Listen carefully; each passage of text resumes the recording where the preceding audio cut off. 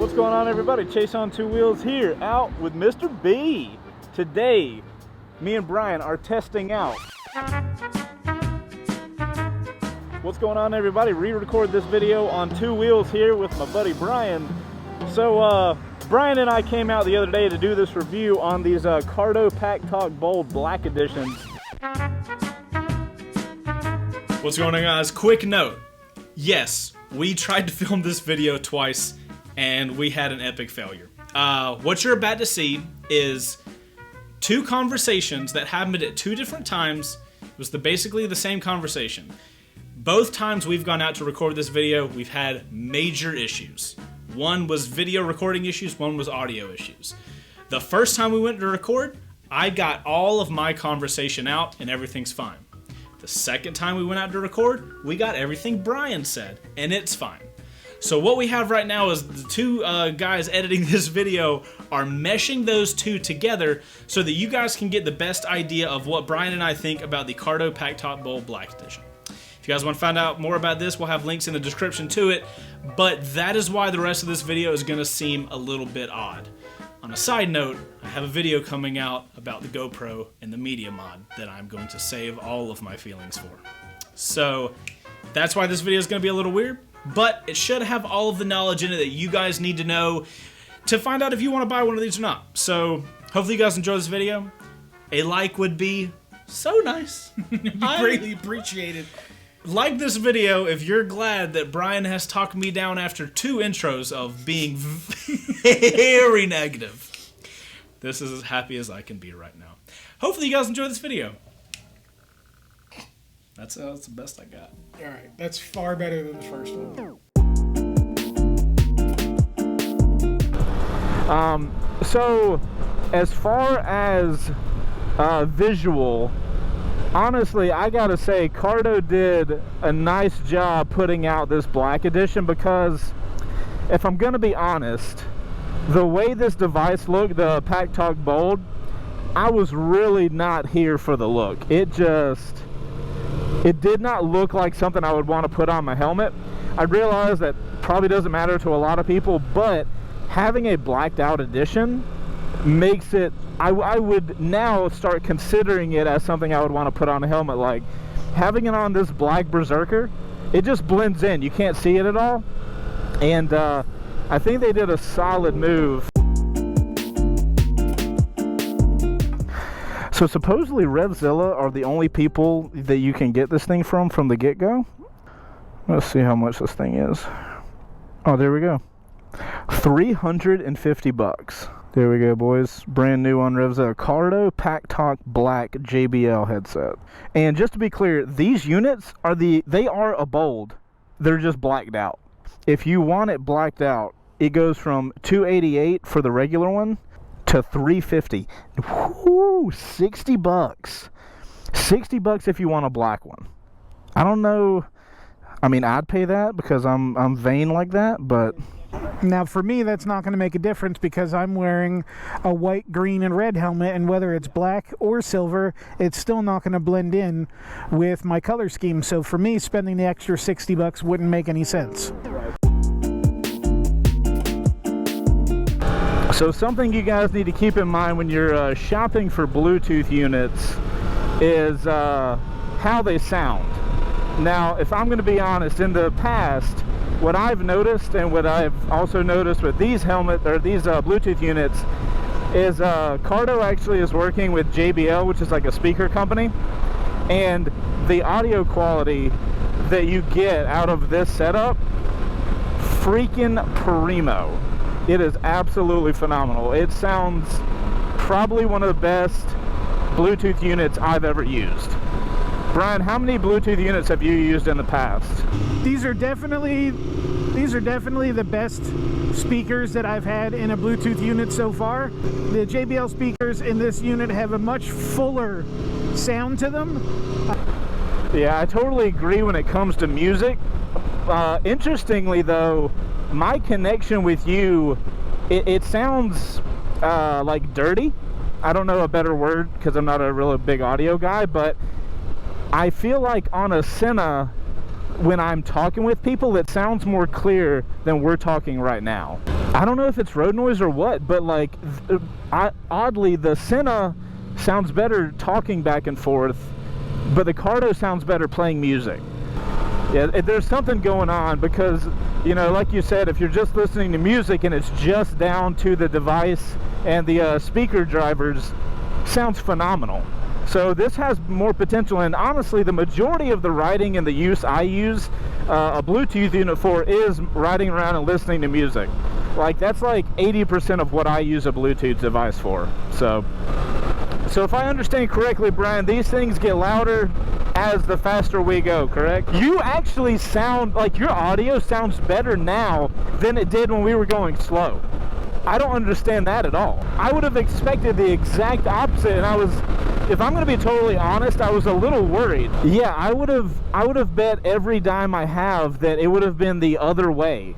You know, like you would have been crystal clear at these speeds, and then on the highway it would just drop to shit. So that's really interesting. I don't know what combination of technology, like hardware and software, is doing that, but I think it has something to do with the noise canceling. Because right now we just got over 45 miles an hour and everything got crystal clear and nice and loud.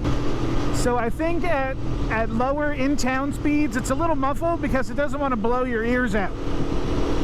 You know, but now that we're at speed, the speakers have gotten much louder and they've cleared up, and you know, everything sounds much better. Yeah, like right now the wind noise, like I don't even know if people will be able to hear me right now, but if you're able to hear me, that's pretty impressive.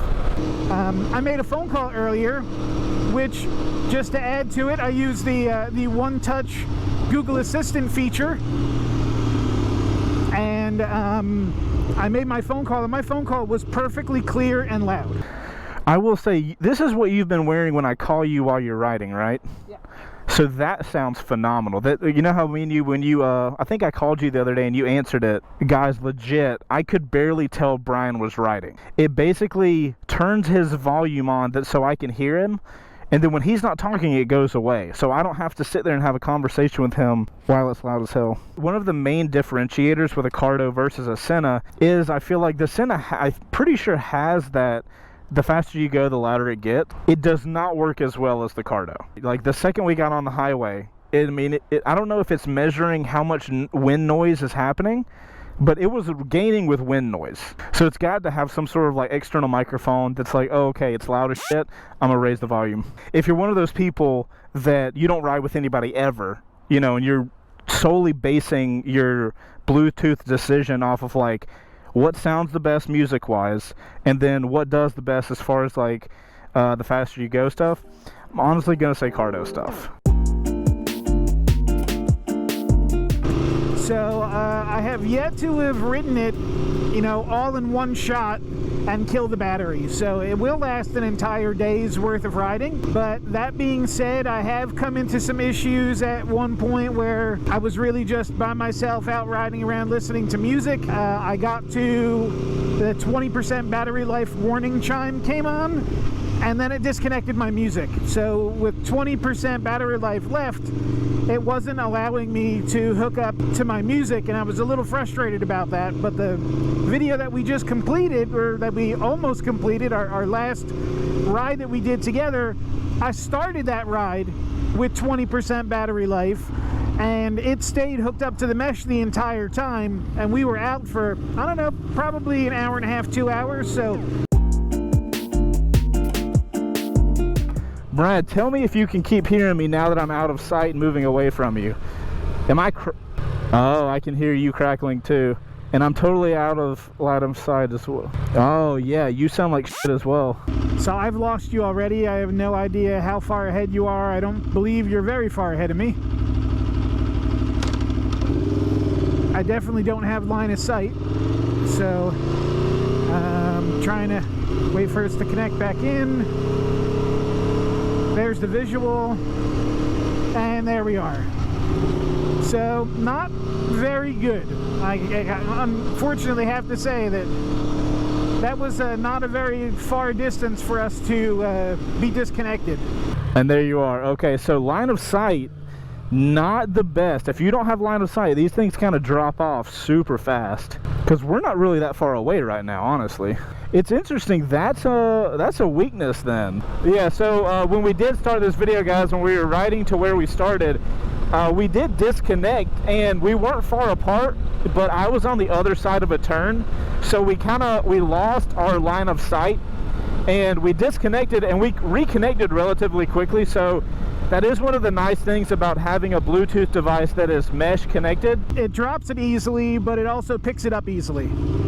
For one, I don't know why we lost connection. Granted, like Ryan was saying, we didn't have our antennas up, and I have noticed ever since we've both got our antennas up, the connection seems to be a lot better than it was.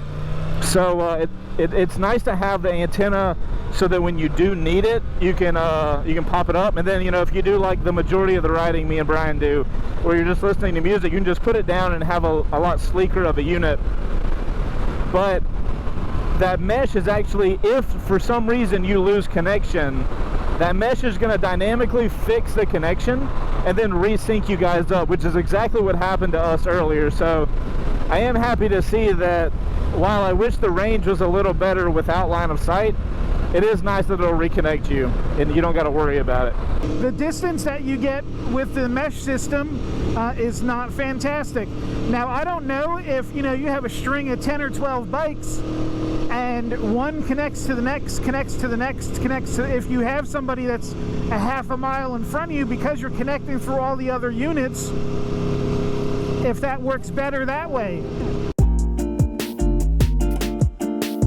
There's not a lot of real estate to do a lot of buttons on these things. I mean, I'm sure you know, by the time you have this thing on, you just want to go ride. So the last thing you want to do was that thing we were doing when we tried to do the 4-guy vlog. How the hell do we do anything? So I love that these Bluetooth companies seem to start using apps a lot more for, you know, like, it's cool that it can do it if you know the certain button combination, but I don't want to sit here and play Street Fighter with my Bluetooth device, you know what I mean? I just want to do my thing, go for a ride, listen to my music, and keep going. To be clear, the majority of the Bluetooth units I use are Senas, so I want to be clear with that. Coming from a Sena, I don't know if this is because I know how to work a Sena. I'm not as big of a fan as the buttons on this. They all work, and you know, I don't have a problem with any of them, but I feel like a Sena is more easy to access the buttons on the actual unit than the Cardos are. Now, the buttons when I'm wearing these gloves are pretty much impossible to feel. So you just know where they are. Right, so the one in the front is easy to find. The other two are a bit more difficult. I don't use the buttons a lot because, like I said, I listen to music mostly. So once I get my music going, it just goes. I really just use the volume, the pause, stuff like that. So, you know, and then answering phones is push any button anywhere, and it'll pick the phone up. And then to hang the phone up, you pretty much push anywhere and hold it for 2 seconds, and it hangs the phone call up. So, you know, the controls are very simple. The buttons are hard to find, but thankfully they kind of simplified it by making the buttons in some aspects kind of universal. I don't want to risk losing our connection, so I'm not going to click around, but like if I was to try to hit I can't tell where the buttons are right now, like feeling on it, and on my Sena I know that like the buttons stick out a lot, and they stick out more than you visually think they should, but then you're sitting here riding, and when I'm feeling on it, I can be like, oh, okay, that's a raised button, you know what I mean? I mean, it makes it smooth, and it looks, you know, it looks more sleek, but you got to be able to use it, you know? So like right now I know I have this jog dial, but dude, legit, I don't know if there's any other buttons here. That is one issue that I have. That is one issue that I have with this unit, is when you have gloves on, some of these buttons that they have on this unit are a little difficult. You know, Brian, the more we ride around, the more I'm realizing that the Cardo system seems to be better for people that ride by themselves, and the Senna might be the better unit if you plan on actually riding and talking with people. If you guys are in the market for a Bluetooth device literally to listen to music and GPS on your phone and stuff like that, I feel like the Cardo might be one of the best units. Whether you get the Bold or this one doesn't really matter, it's just a color difference. I feel like if you're gonna do some riding with more people than just yourself, I might push you more towards the Senna, honestly. I will say as a note, if you guys are looking into Bluetooth devices, you guys can watch as many reviews as you want, but I'm going to tell you the one thing you only need to consider. At the end of the day, all of these Bluetooth companies, the major ones that make like really good units, it doesn't matter which one you buy. The thing that you need to keep in mind, the absolute most, is what your friends are riding with. Ask your friends what they have, because at the end of the day, that's who you're going to be riding with, and that's who you need to consider when you're making that decision.